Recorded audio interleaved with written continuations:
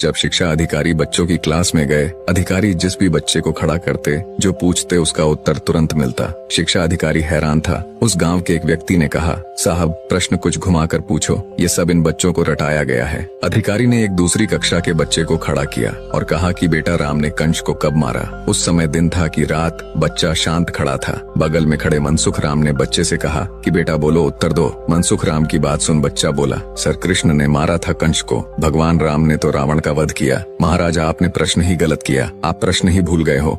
राम ने नहीं, कृष्ण ने कंस को मारा था। अधिकारी ने बच्चे की बात सुन अभिभूत हो गए और खड़े होकर मनसुख राम से कहा, आपने कितनी अच्छी शिक्षा बच्चों को दी है। आपको तो अध्यापक नहीं बल्कि अधिकारी होना चाहिए। शिक्षा अधिकारी ने उस समय मनसुख राम की 25 रुपए तनख्वाह और बढ़ा दी और गांव वालों को लतार मार वहां से भगाया। फिर कुछ समय बाद अधिकारी पुनः जाने लगे और संयोग की उनको उसी ट्रेन से जाना था जिससे मनसुख राम डाकुर से दर्शन कर लौट रहे थे। जैसे ही स्टेशन पर ट्रेन आई, मनसुख राम ट्रेन से उतरे और देखा कि सामने शिक्षा अधिकारी खड़े थे। मनसुख राम बोले, साहब आप आने वाले थे, मुझे सूचना नहीं थी, मेरा नियम था डाकुर जाने का, मैं वहाँ चला गया था। उस अधिकारी ने कहा, क्या बात करते हो मनसुख राम, हम स्कूल में गए थे, तुम स्कूल में थे। मनसुख राम बोला, साहब मैं डाकुर गया हुआ था, मैं स्कूल में नहीं था। अधिकारी के पास वहाँ के 2-4 लोग खड़े थे। उन्होंने कहा, इनसे पूछो आप वहाँ थे कि नहीं थे। गाँव के लोगों ने कहा, मनसुख राम आप स्कूल में थे। हैरानी में मनसुख राम बोला, मैं स्कूल में था। हाँ आप स्कूल में थे।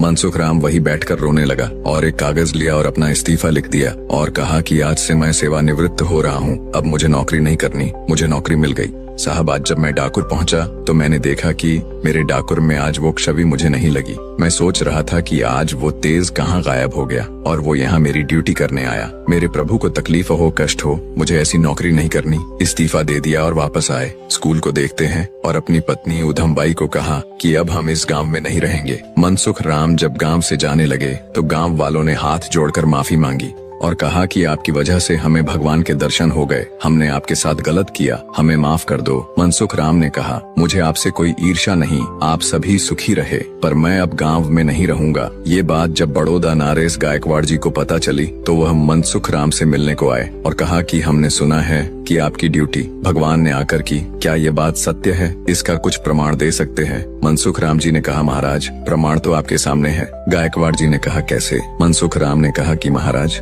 आपसे मिलने के लिए लोगों को 6-6 महीने पहले अपॉइंटमेंट लेना पड़ता है और लाइन में लगना पड़ता है, तब आपसे मुलाकात होती है। हम लोग तो सोच भी नहीं सकते मिलने का, लेकिन आज आप खुद मुझसे मिलने अपने महल से चल कर आए हैं। यही प्रमाण है कि भगवान आए थे। ये कहानी हमें सिखाती है कि जो व्यक्ति सच्चे मन से भगवान पर निर्भर हो जाता है तो उसके लिए भगवान को आना ही पड़ता है।